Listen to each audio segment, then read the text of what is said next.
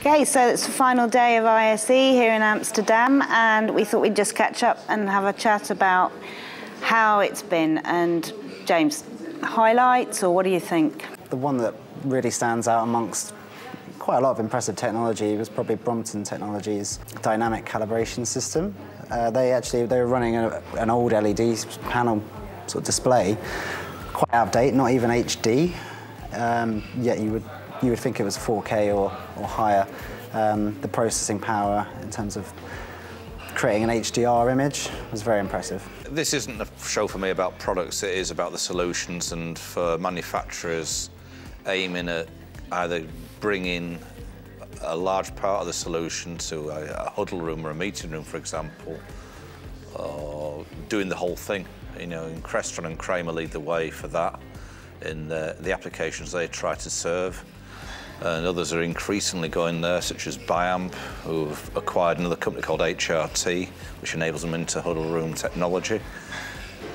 So the huddle room really is a large focus for many companies now. It's not been a typical year, the ISE, by any stroke of the imagination, with obviously Corona kicking off and then obviously the weather not helping people.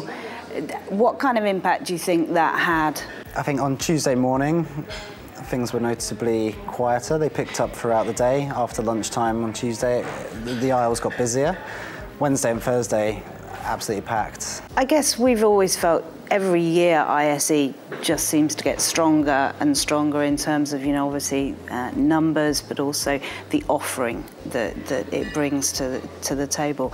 Why do you think they've been so good at doing that? What is it about the show that makes it so much more complete than just an exhibition? Off the show floor, yeah, it's a very strong educational programme. You've got the Avixa flashbacks, you've got CEDIA workshops, you've got exhibitors who are doing training sessions which are free, and then you've got the main stage, and there's been many good free platforms there, which I think provoke interest in other areas when you listen to a meaningful discussion with a good panel. Another kind of interesting event to the side of the exhibition was on Wednesday night. There was a Milan event. You had kind of all these competitors coming together to talk about this technology. It was announced about a year ago.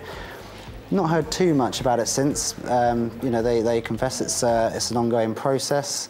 Of so many manufacturers, competing manufacturers working together. You know, it's going to take time. And I guess we should finish off with next year and the trip to Barcelona. We just went to the whole of Barcelona conference, which is obviously saying goodbye to Amsterdam and hello to Barcelona. And it's been 15 years in the RAI, and it's served it really well. It has grown to capacity, and I don't think really the exhibitors here or the visitors want to see it grow anymore. It's too much to see almost in one centre. For such a fast-changing, dynamic industry, we don't like change, do we? So we talk about game-changing, but I don't think people want to change. You come into Amsterdam, everyone's comfortable with the same hotels, the same restaurants, they know the lie of the land. Having to change it's a great unknown. But I think once they get there, we're like, yeah, we should have done this years ago. Who knows? The show will still go on, it'll still be a success, and they can move the location, and you'll still get you'll get the people that need to be there going to do business.